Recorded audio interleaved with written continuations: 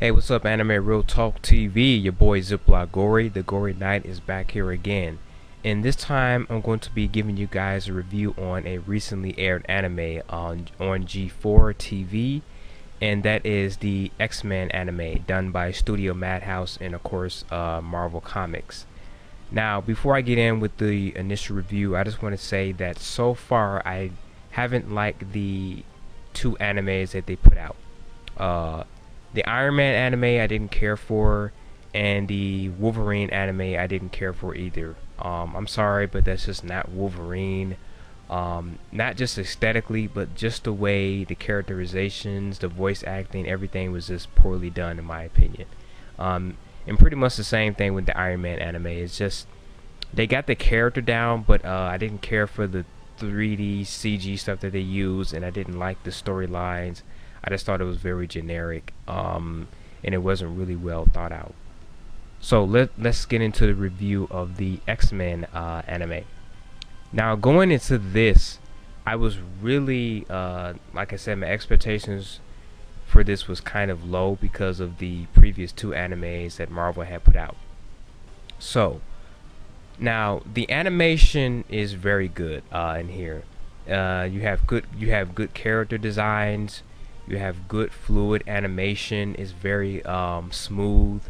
The art style, I really like the art style that they chose, because for the most part the characters do resemble uh, the characters do have that still anime look to them, but they also kind of have the comic books look to them. So they did a good job with balancing the character designs and making it appealing to both the American audience and the Japanese audience.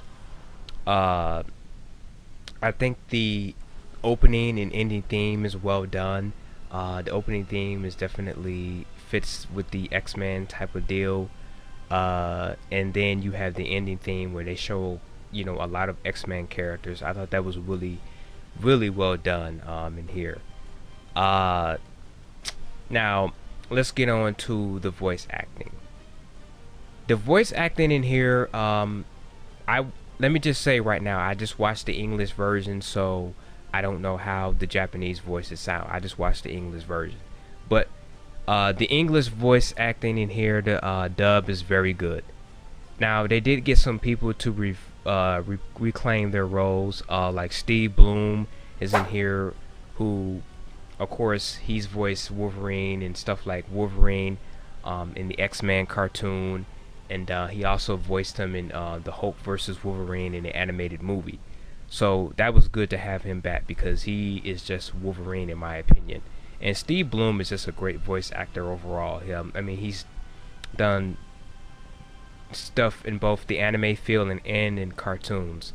Um, and then we have like Jennifer Hale came back, and Fred Tescori, he came back, but everyone else did a fantastic job. The only problem I had was the person who played Storm, Danielle Nicolette. She doesn't sound like Storm. Storm is, of course, an African American character, so she should sound African American, and the lady just didn't. Danielle didn't do a good job with Storm. I'm sorry. I'm gonna say that Danielle was just miscast as Storm. I think she's a good voice actress. I just think she was miscast as Storm. They should have got someone um, who can sound black or who is black to play the character of Storm. But other than that, the voice acting in here is top notch. Now the characters, they did a good job of portraying the characters overall. I like the fact that they didn't go with Magneto. That's the problem that I have with X-Men. Me being kind of a casual X-Men fan, I dib and dabble in X-Men comics every once in a while. I'm not an X-Men expert or anything like that, but I do like the fact that this anime didn't go with Magneto as the main protagonist, antagonist or slash villain. They went with someone else. But the character interactions were done very well. Like I said, they did a good job with Wolverine. They did a good job with Cyclops and all the other characters who appeared in here. Uh, and I also like that this isn't just about Wolverine, because another problem that X-Men has with in other mediums like video games, the movies, or the other cartoons is that they focus too much on Wolverine and not the other X-Men characters. X-Men is supposed to be about a team. It's supposed to be a team effort, not just Wolverine. So they did a good job balancing the characters out as well. Now the story and the plot is overall very simple and to the point. I'm gonna give you guys a brief synopsis of it.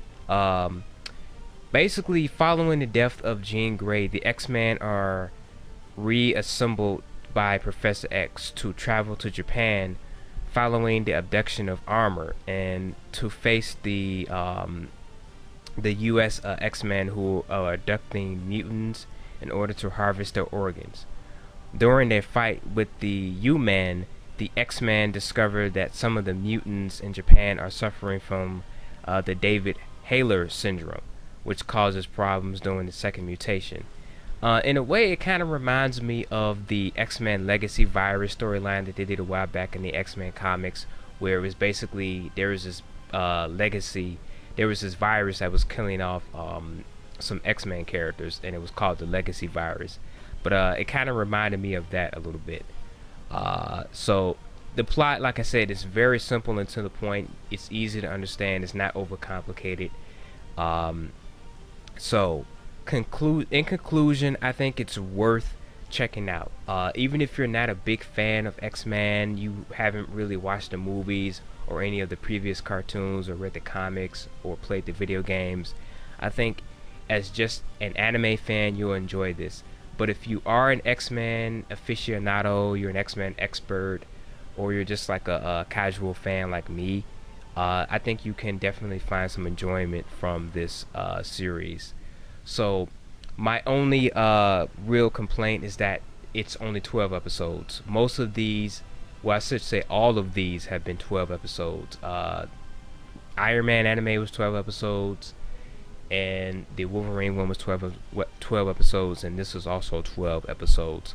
I think if this would have went on for like 26 episodes, 27 episodes, or something like that, they could have had more time to flesh out the characters and introduce new characters and new villains and explore the X-Men world a little bit more. But overall, I think it's definitely deserves an 8 out of 10. Definitely check it out when it comes out on DVD and Blu-ray if you haven't seen it on G4, because now they're about to air the Blade anime, which I'm going to be doing a review on that once it's done airing as well. So with that being said, Bloody Days, Gory Nights. I'll catch you guys on the flip side, and I am out. Peace.